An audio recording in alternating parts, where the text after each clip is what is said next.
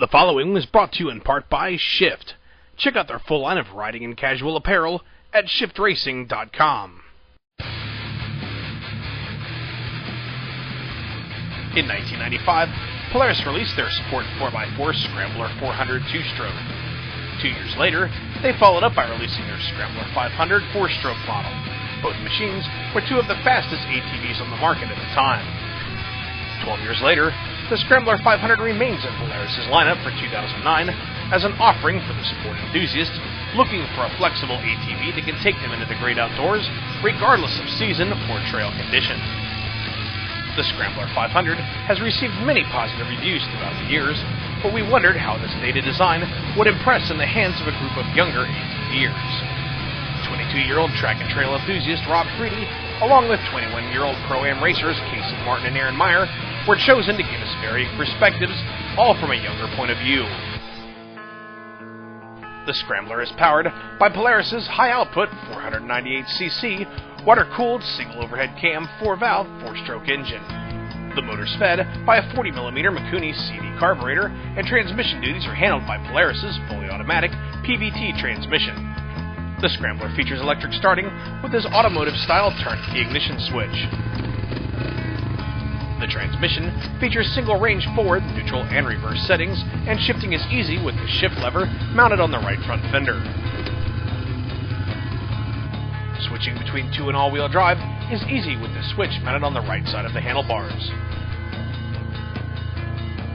Chain and sprockets handle final drive duties to the rear wheels, while shaft drive transfers power to the front wheels in all-wheel drive mode. The Scrambler has long been famous for its long suspension numbers, and they're still quite impressive. Its front McPherson struts control 8.2 inches of front wheel travel. Out back, the Scrambler features a swing arm and solid rear axle suspension design. Its single rear shock controls a whopping 10.5 inches of rear suspension travel.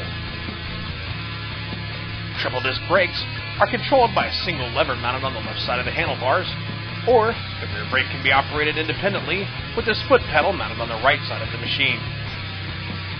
Full floorboards with raised foot pegs offer safety and allow the rider's foot to pivot while traversing obstacles. Although the Scrambler's jacked-up headlight design might look a bit old school, they're very bright, independently aimable, and offer high and low beam settings. The lights only add to the machine's flexibility, as they offer plenty of candle power for extended night rides. There's no digital display on this bad boy. Instrumentation is limited to a reverse, neutral, and high temp lights, and a mechanical gas gauge built into the gas cap. Instead of a rear skid plate, thick metal discs are mounted next to the rear sprocket and brake disc that feature a slightly larger diameter, protecting them from rocks and other trail debris. This is a similar setup used by many GNCC racers. The underside of the chassis looks gnarly, and a plastic skid plate covers any part of the lower engine cases that aren't covered by the frame. It's 75 inches long, 46 inches wide, and 47 inches tall. At 571 pounds, it's an incredible 160 pounds lighter than the Sportsman 500 utility.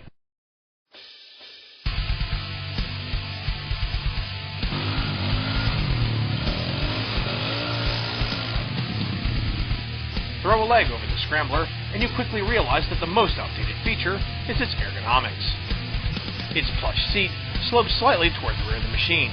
The foot pegs feel like they're mounted far back, and the bars feel like they're high in the air, similar to riding a cruiser motorcycle.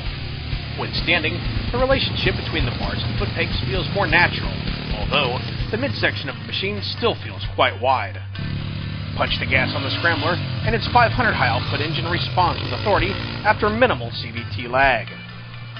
GNCC racers and hardcore sport enthusiasts might want to switch to an aftermarket clutch with a more abrupt engagement.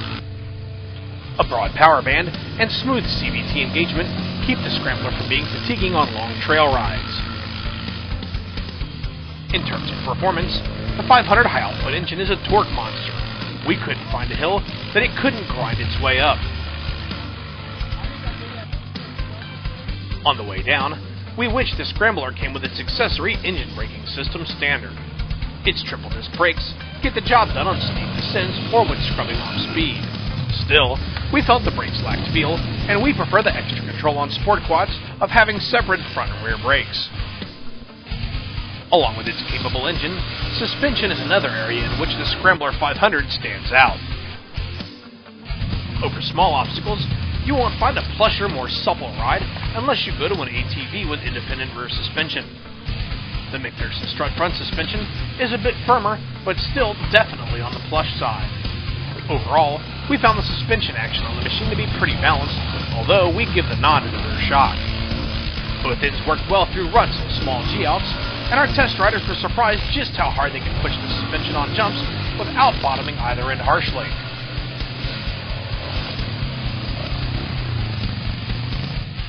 The slightly firmer ride of the front shocks proved to be a real asset in corners, as they help keep body roll to a minimum.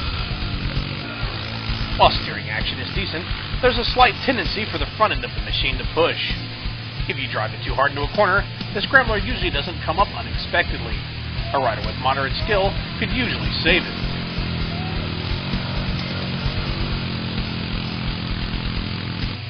With so little rain in recent months, it was difficult to put the Scrambler's all-wheel drive capabilities to the test, but we did come up with a way to demonstrate how the all-wheel drive system works.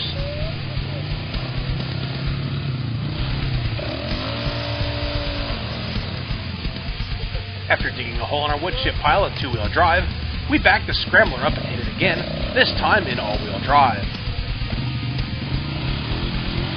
Watch as the rear wheels bounce out of the hole. You'll see the front wheels begin to engage and pull the Scrambler along. The only drawback to the system is that there's a split second between the time that the rear wheels begin to break traction and the front wheels begin pulling. The benefit of operating in all-wheel drive is that when traction conditions are good, you have the light steering effort of a two-wheel drive. In fall and winter months, when the need for four-wheel drive can come up unexpectedly, the front wheels will simply automatically engage, giving you the benefit of four-wheel drive when you really need it.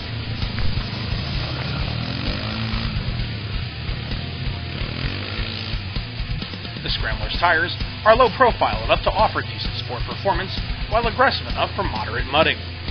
There are quite a few aftermarket tires on the market that will let you set your Scrambler up better for cross-country racing or for more mud prowess. If or when you decide to switch to aftermarket tires, we'd also recommend trading in the stock stamped steel wheels for some aftermarket aluminum ones to get rid of some unsprung weight. With its simple one gas, one brake operation, the Scrambler beckons to beginner-level riders. Its reliable, easily tuned, and very potent four-stroke engine is fast enough to keep even advanced riders entertained. Its poker rut plush suspension worked well even in the hands of our pro-am level racers. From beginner to advanced, riders of all ability levels will appreciate the Scrambler's predictable, stable handling. Despite its outdated ergonomics and lack of mechanical gadgetry, even by modern standards, the Scrambler's engine, chassis, and suspension delivers all the performance that most season-round trail riders will need. To back it up, the Scrambler still has one trait that never goes out of season: it's still a lot of fun to ride. For information on the full line of Polaris ATVs, visit PolarisIND.com.